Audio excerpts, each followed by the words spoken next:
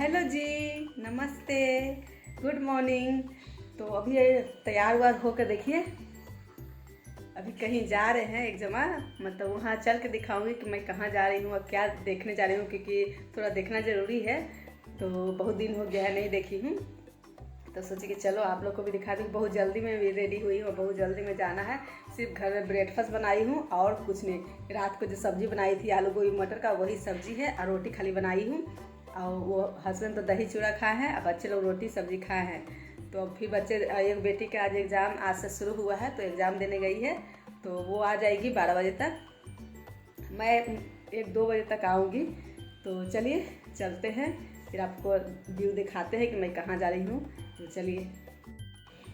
हनी, देखिए मेरा हनी कहाँ बैठा हुआ है, honey. Honey bye bye, honey bye bye. जा रहे हैं कहीं हैं? देखिए, तो चुम्मू चुम्मू दे दो, चुम्मू चुम्मू दे दो। तो चलते हैं हनी।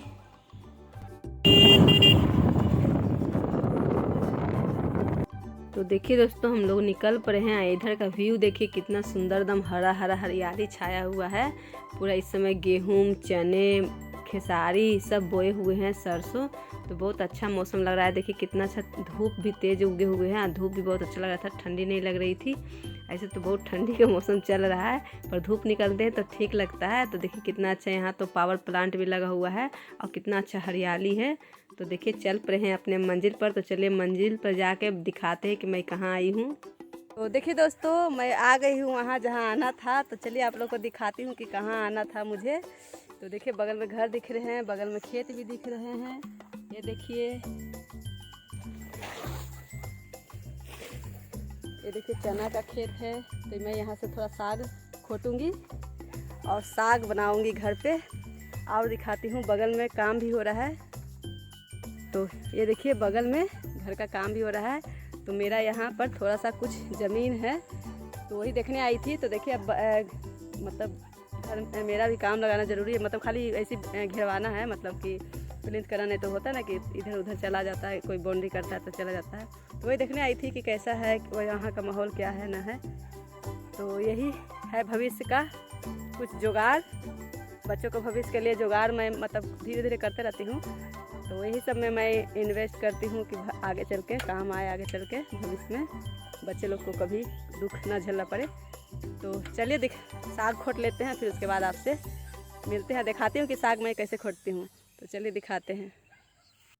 तो देखिए दोस्तों, हम लोग साग खोट रहे हैं। तो यहाँ ना अभी मतलब पूरा ये एक खेत है, मतलब कि बोया हुआ था, मगर यहाँ काम बगल में लग गए ना, तो पूरा रौंद दिया है गाड़ी।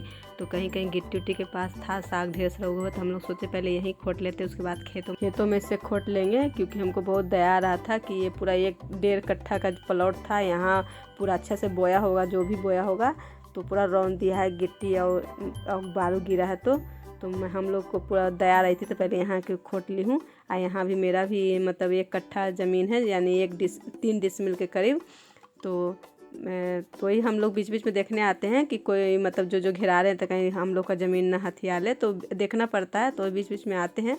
तो यहाँ काम बगल में लगा दिए, तो हम लोग को भी अब घेराना उड़ाना पड़ेगा, बाउंड्री कराना होगा। तो यहाँ ना खेती किसी का नहीं है, सब बिका हुआ है। तो सब कोई भी जो यहाँ रहते हैं ना, तो बो देते हैं कि खेती बंजर पड़ा रहे, इससे अच्छा है कि कुछ इसमें सब्जियाँ, कुछ अनाज उग जाए तो अच्छा है। कि हम लोग भी बोलते नहीं हैं कि किसी को अब पेट भरने के लिए अनाज उग जाता है तो अच्छी बात है, खाली रहने से तो अच्छा है कि कुछ। देखिए दोस्तों, चना के साग खोट रही हूँ इस तरीके से।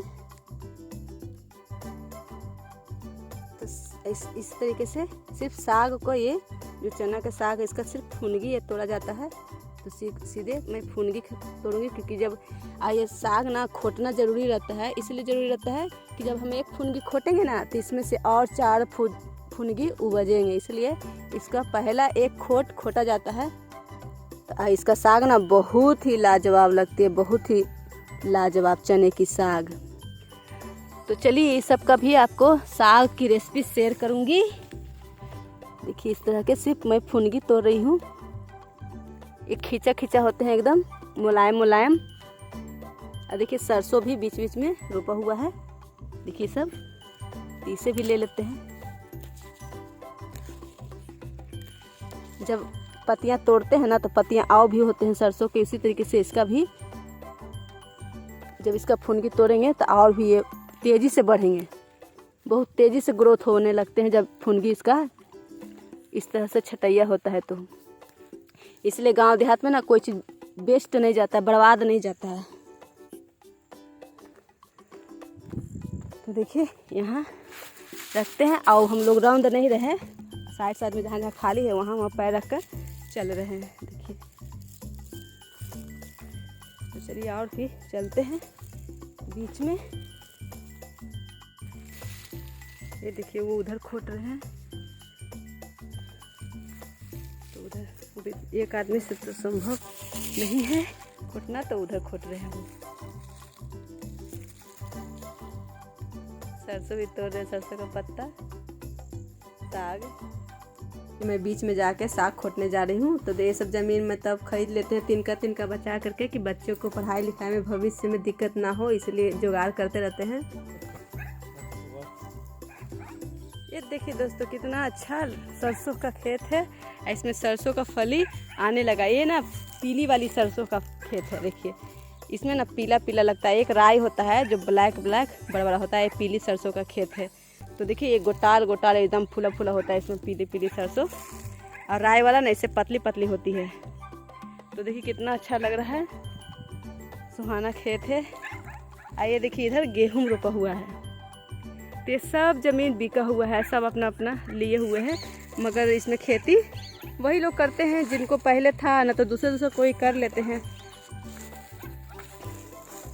पर यहाँ सब खेती बिका हुआ है, सब अब खेती दूसरे किसान का, कोई किसान भी रोपते हैं, कोई ऐसी घर में अगल बगल रहते हैं जो बना के रह रहे हैं अभी तक, तो वो सब भी रोप देते हैं। तो देखिए दोस्तों हम 2015 में लिए थे, तो वहाँ मतलब घर एक भी नज़र नहीं आता था, बहुत दूर में नज़र आता था। और अब देखिए कितना पास पास घर बनने लगे हैं। तो मतलब अब शहर से लोग दूर भाग रहे हैं कि घर शहर में इतना मतलब कोच्चा हो गया है और बहुत प्रदूषण होता है कि सब अब शांति एरिया खोज रहे हैं। तो देखिए मेरे घर के बगल में भी बाउंड्री कर ली है, तो मुझे भी करना बहुत ज़रूरी है, नहीं तो फिर भविष्य के लेकर मतलब फिर लड़ाई विवाद होता है कि बहुत दूर पड़ता है, बहुत दूर से आना पड़ता है। ये देखिए ढेर सारा भेड़ है, ये देखिए कहाँ गए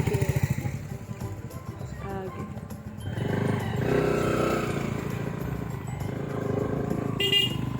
तो ये देखिए दोस्तों हम लोग घर पे आ गए। घर पे आते आते 4:30 बज गई थी, तो अभी मतलब अभी 7 बज रहे होंगे। तो थोड़ा आकर आराम की खाना वाना खाई थी। तो देखिए रास्ते में बिस्किट मिल रहे थे, अब बहुत टेस्टी है बिस्कुट, बहुत ही अच्छी लाजवाब है। तो मिल रही थी तो मैं मतलब ½ kg ले रही थी चाय के साथ खाने के लिए। देखिए बहुत दिन के बाद इतना अच्छा एकदम मिल रहा था तो मैं ले ली। और इसके आपको वीडियो नहीं बनाई थी क्योंकि झोला बहुत था। ये देखिए गोभी का पत्ता लाई हूँ मैं हनी के लिए, अपना खरगोश के लिए, क्योंकि वो गोभी का पत्ता ही खाता है, कैबेज नहीं खाता है, मतलब बंद गोभी नहीं खाता है वो। और इधर देखिए मैं और ढेर सारा साग है, और साग खोट के भी लाई थी और खरीद के भी लाई थी। तो दिखाती हूँ खरीद के कौन सा साग लाई होती है। ये देखिए तो खोटा हुआ साग है चने की। आइए देखिए एक खेसारी का साग है। तो खेसारी के साग भी एकदम ताज़ा ताज़ा एक बच्चा बेच रहा था खोटा हुआ, तो मैं भी वो ले ली कि चलो ये भी खेत का खोटा हुआ है, तो ये मैं ये भी ले ली। क्योंकि खेत का ना कोई चीज़ मतलब कि एकदम ताज़ा ताज़ा अगर मिलते हैं तो उसका स्वाद ही अलग होता है। बेचने वाले तो बेचते हैं 2 दिन 4 दिन पुराना। ये देखिए ये सब खोटा हुआ है जो मैं खोट रही थी ना खेती में, तो ये दोनों पॉलीथीन का खोटा हुआ है। ये देखिए सरसों का भी साग खेत से ही खोट कर लाए हैं, मतलब तोड़ कर लाए हैं। तो ये सब मतलब 3 तरह के साग हो गए हैं। तो धीरे धीरे साग बनाऊंगी और आप लोग को भी खिलाऊंगी। तो सारा मैं अब इंतज़ाम करके टब में रख देती हूँ। और इसी के साथ करती हूँ आज का मेरा वीडियो। और आज का मेरा विचार अच्छा लगा हो तो ज़रूर लाइक कीजिएगा। इसी तरीके से मेरे वीडियो पे बने रहिएगा और दोस्तों से भी शेयर कीजिएगा, अच्छे अच्छे कमेंट कीजिएगा। तो कुछ अच्छा सा वीडियो लेके कल मिलते हैं। Tata bye bye.